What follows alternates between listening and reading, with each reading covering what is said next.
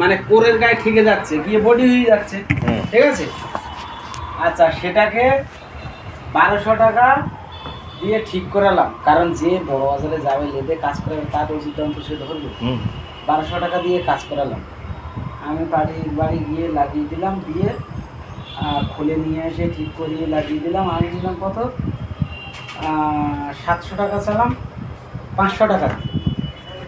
দুদিন পাম্পটা চললো। কালকে 12টার সময় আমি যখন গেছি তখন আমার টাকাটা দিয়েছে, আমার টাকাটা, ঠিক আছে। বাড়ি এসেছি 1টা বাজে, তখন বলছে দাদা পাম্প চলতেছে না, মানে অটোমেটিক বন্ধ হয়ে গেছে। তাহলে ঠিক আছে, যদি না চলে তোমরা চালিয়ে না, আমি গিয়ে দেখি। সকালবেলা গিয়ে দেখলাম পাম্পের উপরে জল ভর্তি, ঠিক আছে। পেছনে পাওয়ার খুললাম, বেলেট ঘুরাচ্ছে, চলছে।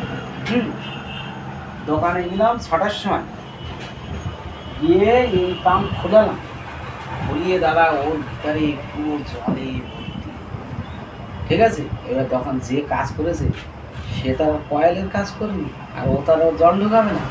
আমি পার্টিকে ফোন করলাম যে দেখেন আপনারা যে পাম্পটা ব্যবহার করেন ওই জায়গায় সেফটি জায়গা না, চ্যান করেন আর যাই করেন কল চাপেন, জল সব পাম্পের মধ্যে।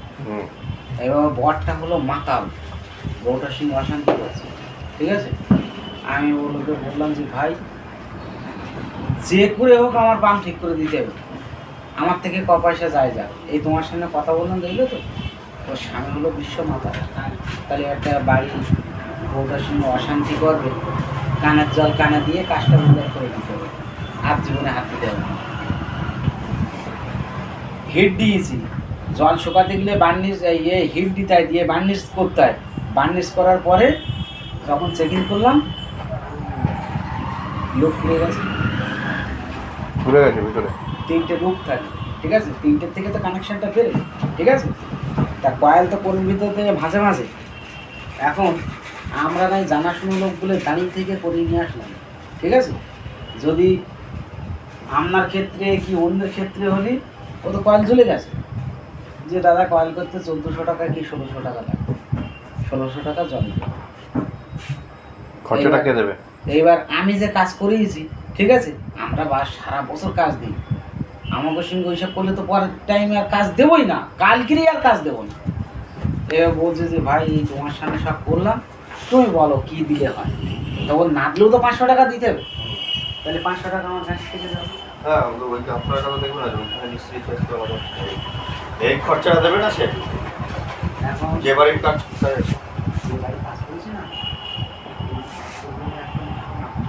সে হতে পারে ভালো না, হতে পারে। ওই ভদ্রলোকের বক্তব্য বাড়ি অশান্তি করেছে যে 1200 টাকা 600 টাকা কত, 1800 টাকা, 1800 টাকা।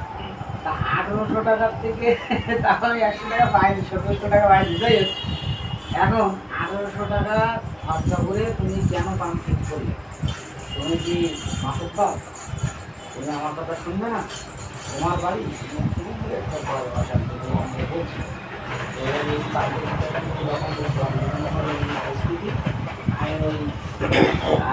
যে কাজ করেছে আমি বললাম ভাই তোমার মোবাইলের ছবিটা তো তুলে আমি নাম্বার দিচ্ছি, ওনার ফোনে পাঠাবো।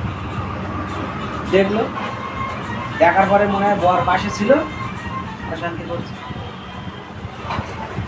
তাই দোকানদারও আমার এখন বললো যে ভাই কোনো রকম সেট করে দাও, পয়সা দিক আর না দিই কোনো রকম সেট করে দাও, নেক্সট টাইমে এইসব বাড়ির কাজ আর জীবনে ধরবে না, ধরলে বলবে যে ভাই আমি খুলে দিচ্ছি, আবার ফিট করে দেবো, টুলু পাম্পের ব্যাপার তো, আপনি যেখান থেকে খুশি ঠিক করে নিয়ে আসুন। এই দায়িত্ব নেবেন। আজকে আমি দায়িত্বটা নিয়েছিলাম বলে আমাকে খুলে নিয়ে আসতে হলো, আবার ফিটিং করে দিয়ে আসতে হবে, তা আমার যে সময়টা চলে গেল তার জন্য তো আমি 10 পয়সা পাবো না। সেটা আপনার কথা বলে নিতে হবে, যখন কাজ করবেন এই চার্জ আছে, মিস্ত্রি আমি আসবো এই দিন কাজ হলে এই চার্জ আছে। এবার ঠিক আছে, খারাপ হয়ে গেছে, ঠিক করে দিয়েছেন, খারাপ হয়ে গেছে, তখন আবার চার্জের কথা বলে নিতে হবে। যদি আমি দেখবো যে যদি নর্মালি ঠিক হয় তো ভালো। কাজের সিস্টেমে এটাকে যদি 15 দিন 10 দিন বাদে হতো না, আজকের সকালে লাগালাম, আজকে সারাদিন সারা রাত গেল, পরের দিন 12টা 1টা অবধি চলবে মনে করেন, মদটা কোনো কারণে বসে গেল, ওগুলো আমাদের দায়িত্ব না, ঠিক আছে? কিন্তু পার্টির সম্মান রক্ষা করতে গেলে, পার্টি বাঁচাইতে গেলে এগুলো দেখতে হয়, কিন্তু খরচাটা তো পার্টি দিতে হবে। আমার পয়সা ছেড়ে দাও, এই যেটা দোকানে খরচা সেটা তো দিতে হবে।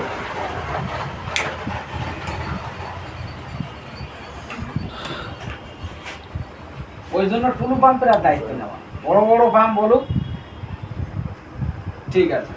তো ছ্যাঁচড়ার লোক এই আর কি।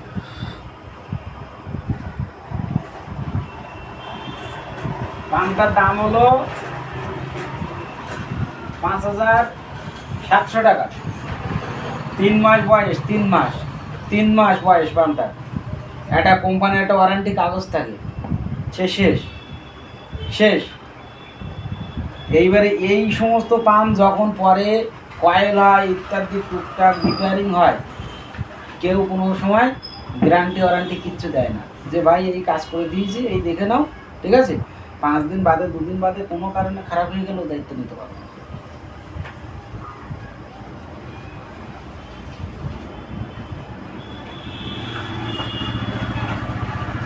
ফাংশন হচ্ছে এখানে আজকে তো ছট পূজা নাকি? তা ওখানে ফাংশন হচ্ছে, আওয়াজ আসছে। এটাতে কি করে? শুধুমাত্র যে জল তোলার জন্য, পুকুরের জল তোলে বা অ্যাকচুয়ালি ড্রেনের থেকে, পুকুরের থেকে বাড়ির কাজ বসলে জল তোলার জন্য।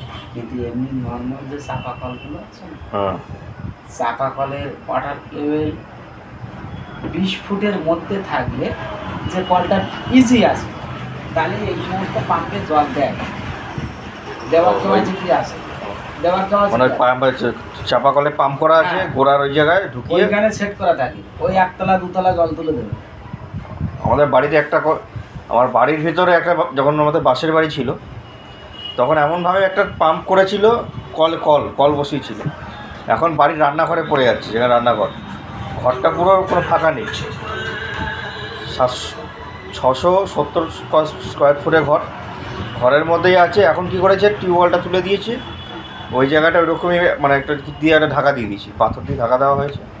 ওটা কি আর কোনো কাজে বাজে লাগে কখনো? ঘরের মধ্যে যে কলটা ছিল এরকম সরু পাইবে না, এটা মোটা পাইবে, সিলিন্ডার কল, ওটা আর কাজ হবে না।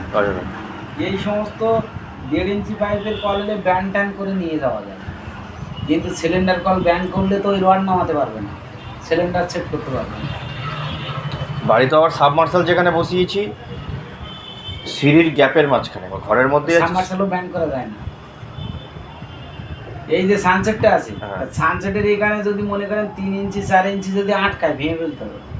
আর এখন তো প্লাস্টিকের পাইপ একটু তুলে ব্যান্ড করা যায় তো। হ্যাঁ, কিন্তু জিআই পাইপ হলে ও 2 সুতো ব্যান্ড করতে পারবে না, তাহলে এই পেসের থেকে খুলবে না, লাগাতে পারবে না।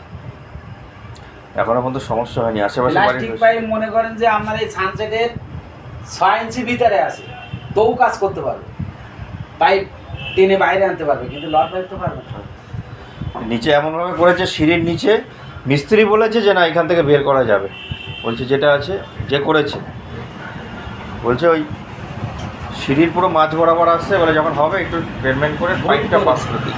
যে আমার পাশে একজন বসাতে দিচ্ছিল না, আমার এটা বাউন্ডারি, হ্যাঁ এই বাউন্ডারিটা আমার, হ্যাঁ, বাড়ি করতে গেলে 2.5 ফুট 3 ফুট তো ছাড় আছে, 1.5 ফুট ছাড় আছে, 1.5 ফুট ছাড় আছে।